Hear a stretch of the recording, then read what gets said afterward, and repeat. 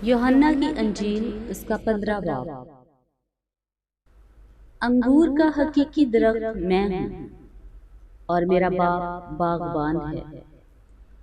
جو ڈالی مجھ میں ہے اور پھل نہیں لاتی اسے وہ کاٹ ڈالتا ہے، اور جو پھل لاتی ہے اسے وہ چھانٹتا ہے تاکہ زیادہ پھل لائے۔ اب تم اس کلام کے سبب سے جو میں نے تم سے کیا پاک ہو۔ تم مجھ میں قائم رہو اور میں تم میں۔ جس طرح ڈالی اگر انگور کے درخت میں قائم نہ رہے تو اپنے آپ سے پھل نہیں لا سکتی، اسی طرح تم بھی اگر مجھ میں قائم نہ رہو تو پھل نہیں لا سکتے۔ میں انگور کا درخت ہوں، تم ڈالیاں ہو۔ جو مجھ میں قائم رہتا ہے اور میں اس میں، وہی بہت پھل لاتا ہے، کیونکہ مجھ سے جدا ہو کر تم کچھ نہیں کر سکتے۔ اگر کوئی مجھ میں قائم نہ رہے تو وہ ڈالی کی طرح پھینک دیا جاتا اور سوکھ جاتا ہے، اور لوگ انہیں جمع کر کے آگ میں جھونک دیتے ہیں اور وہ جل جاتی ہیں۔ اگر تم مجھ میں قائم رہو اور میری باتیں تم میں قائم رہیں تو جو چاہو مانگو وہ تمہارے لیے ہو جائے گا۔ میرے باپ کا جلال اسی سے ہوتا ہے کہ تم بہت سا پھل لاؤ، جب ہی تم میرے شاگرد ٹھہرو گے۔ جیسے باپ نے مجھ سے محبت رکھی ویسے ہی میں نے تم سے محبت رکھی۔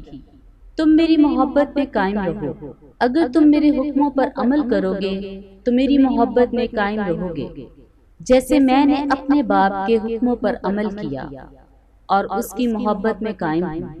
میں نے یہ باتیں اس لیے تم سے کہی ہیں کہ میری خوشی تم میں ہو اور تمہاری خوشی پوری ہو جائے۔ میرا حکم یہ ہے کہ جیسے میں نے تم سے محبت رکھی تم بھی ایک دوسرے سے محبت رکھو۔ اس سے زیادہ محبت کوئی شخص نہیں کرتا کہ اپنی جان اپنے دوستوں کے لیے دے دے۔ جو کچھ میں تم کو حکم دیتا ہوں اگر تم اسے کرو تو میرے دوست ہو۔ اب سے میں تمہیں نوکر نہ کہوں گا، کیونکہ نوکر نہیں جانتا کہ اس کا مالک کیا کرتا ہے، بلکہ تمہیں میں نے دوست کہا ہے، اس لیے کہ جو باتیں میں نے اپنے باپ سے سنی وہ سب تم کو بتا دی۔ تم نے مجھے نہیں چنا بلکہ میں نے تمہیں چن لیا اور تم کو مقرر کیا کہ جا کر پھل لاؤ اور تمہارا پھل قائم رہے، تاکہ میرے نام سے جو کچھ باپ سے مانگو وہ تم کو دے۔ میں تم کو ان باتوں کا حکم اس لیے دیتا ہوں کہ تم ایک دوسرے سے محبت رکھو۔ اگر دنیا تم سے عداوت رکھتی ہے تو تم جانتے ہو کہ اس نے تم سے پہلے مجھ سے بھی عداوت رکھی ہے۔ اگر تم دنیا کے ہوتے تو دنیا اپنوں کو عزیز رکھتی، لیکن چونکہ تم دنیا کے نہیں بلکہ میں نے تم کو دنیا میں سے چن لیا ہے، اس واسطے دنیا تم سے عداوت رکھتی ہے۔ جو بات میں نے تم سے کہی تھی اسے یاد رکھو کہ نوکر اپنے مالک سے بڑا نہیں ہوتا۔ اگر انہوں نے مجھے ستایا تو تمہیں بھی ستائیں گے، اگر انہوں نے میری بات پر عمل کیا تو تمہاری بات پر بھی عمل کریں گے، لیکن یہ سب کچھ وہ میرے نام کے سبب سے تمہارے ساتھ کریں گے، کیونکہ وہ میرے بھیجنے والے کو نہیں مانتے۔